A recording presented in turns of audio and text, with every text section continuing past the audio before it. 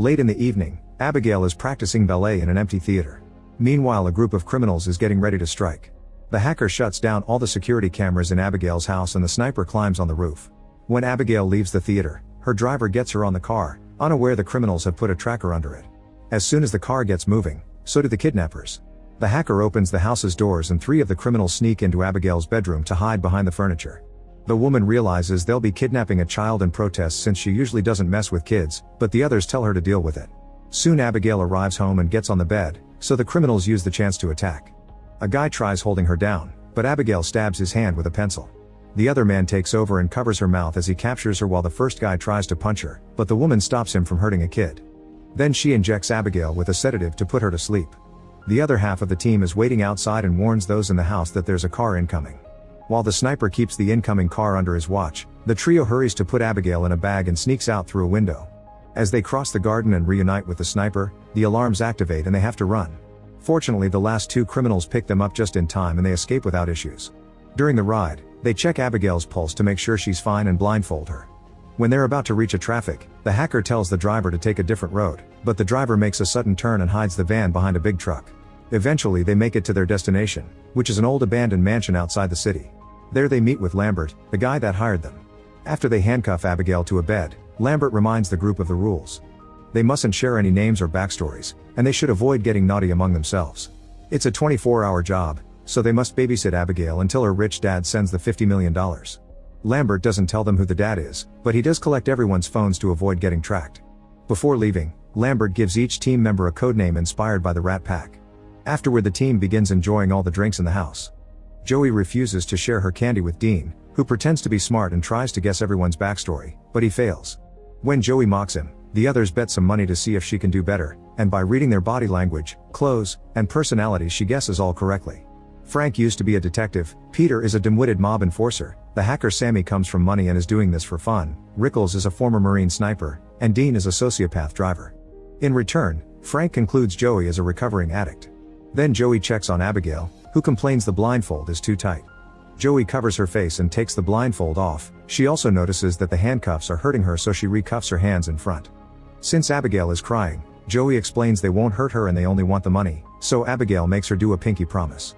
Joey shares she has a son, and in return Abigail tells her that they made a mistake because her father doesn't care about her. When Joey's about to leave, Abigail says she's sorry for what's going to happen to her. Worried, Joey rejoins the group and tells Frank that Abigail's father may be a violent man. Frank dismisses it as Abigail trying to make Joey feel bad, but once everyone is distracted, he goes to check on the child. He's shocked to see her without the blindfold and immediately covers his face while pointing his gun at her until she swears she didn't see him. Then Frank presses her until she says her dad is Christophe Lazar. Freaking out, Frank runs back to the group and announces that he's leaving. The others demand an explanation and Frank explains that the girl is Christophe Lazar's daughter, a very dangerous and powerful crime boss. Joey and Rickles also recognize the name and share Frank's worry. An argument ensues on how to proceed, and in the end they decide to stay to get the money, which they can later use to escape and start a new life far from there. They agree to keep an eye on the perimeter and keep all doors closed. Later Joey is looking around the house, following a noise that is just an open window. While opening it fully to stop the noise, she sees an old statue of a father and his child. Then she bumps into Rickles, who tries to flirt with her and fails. He also tells her that he doesn't trust the others and they agree to watch each other's backs. Meanwhile, Sammy finds a room with TV and is suddenly startled by a presence behind her, but it's just Dean playing a prank. He has the nerve to try flirting with Sammy, who furiously kicks him out. Then Dean finds a sleeping Peter and draws a man's member on his face. He keeps wandering around the house and enters a dark corridor with tons of old pictures, including one with a girl that looks a lot like Abigail. Next he goes to the basement kitchen, where a door opens by itself. Confused, he enters the room and gets startled by a rat.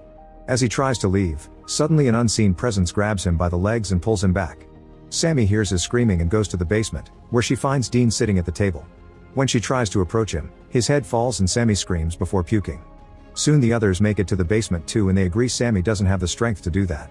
In fact, it reminds them of the stories about Lazar's hitman called Valdez.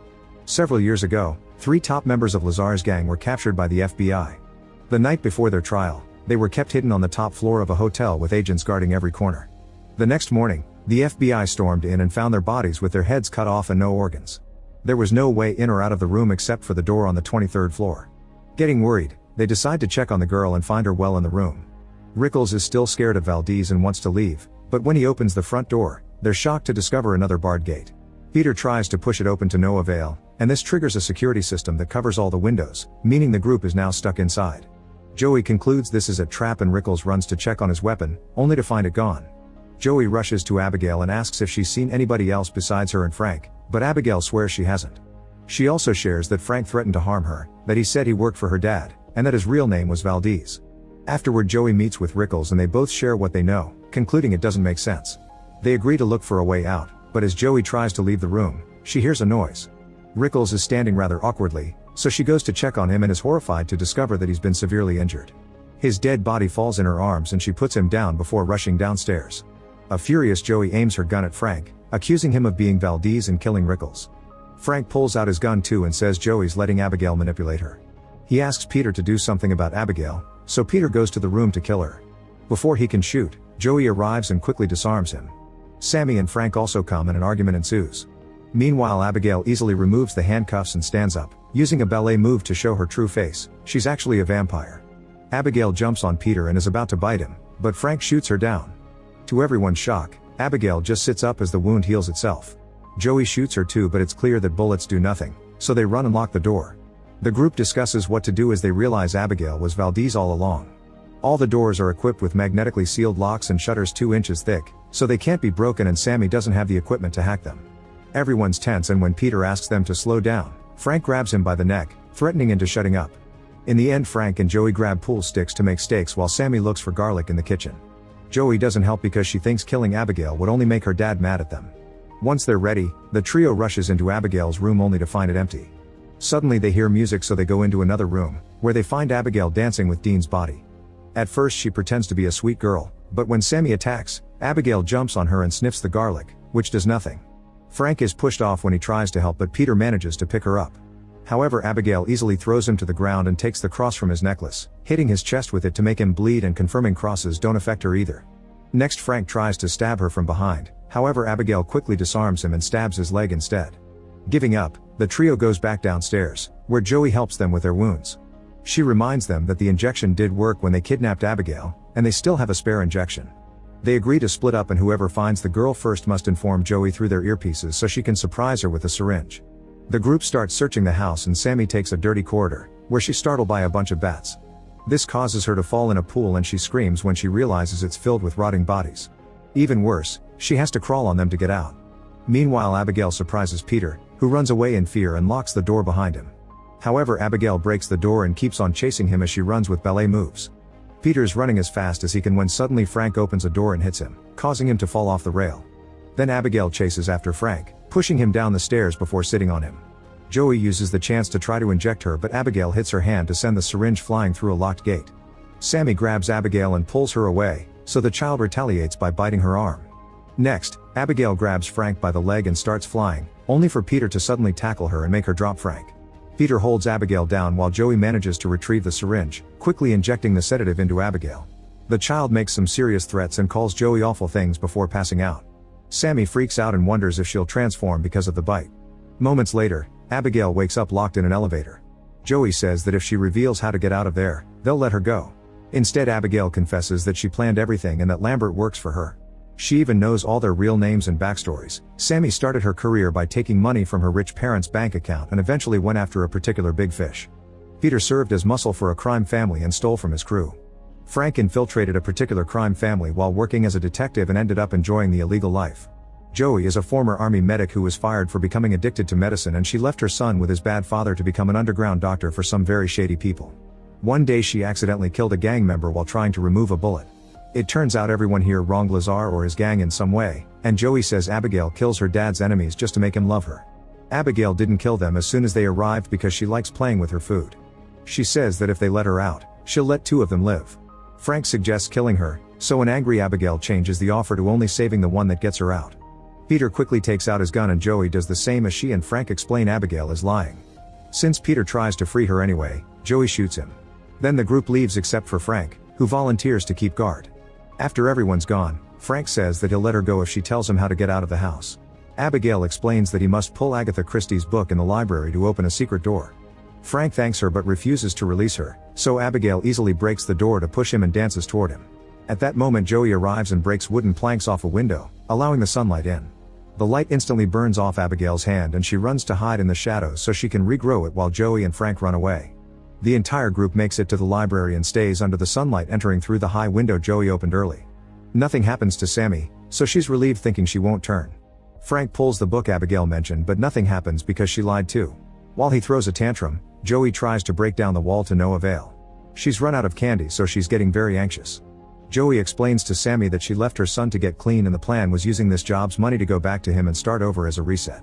Hearing this word gives Sammy an idea. If they can find the power source, she can short the locks. The team splits in two and searches the house. Suddenly Abigail plays music again and takes control of Sammy thanks to the bite. She quickly transforms into a vampire and attacks Peter, biting his neck. Abigail talks to him through Sammy while she continues to feed and kills him. Then Abigail has fun making Sammy dance like she does. Eventually Joey and Frank arrive, so Sammy keeps her face hidden.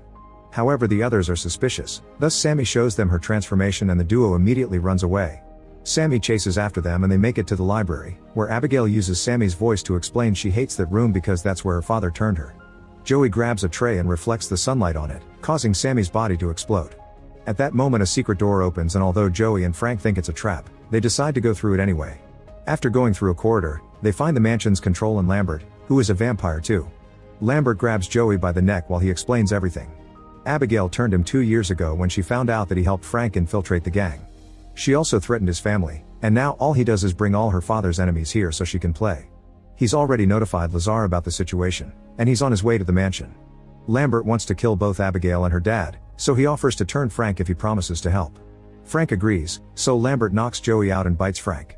Next Lambert makes Frank drink his blood and Joey wakes up to watch Frank painfully transform into a vampire.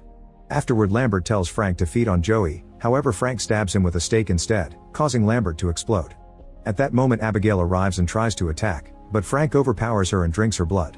Joey uses the chance to reach the control panel and deactivates the security measures. She also retrieves her phone. But when she runs down the secret corridor, the exit is locked. While Frank finishes feeding on Abigail and drops her body, Joey calls her son and leaves a heartfelt speech in his voicemail. Frank finds her and immediately pushes her back into the library, where he starts throwing her around to smash her against the furniture. Joey tries to defend herself, but her punches do nothing to a vampire.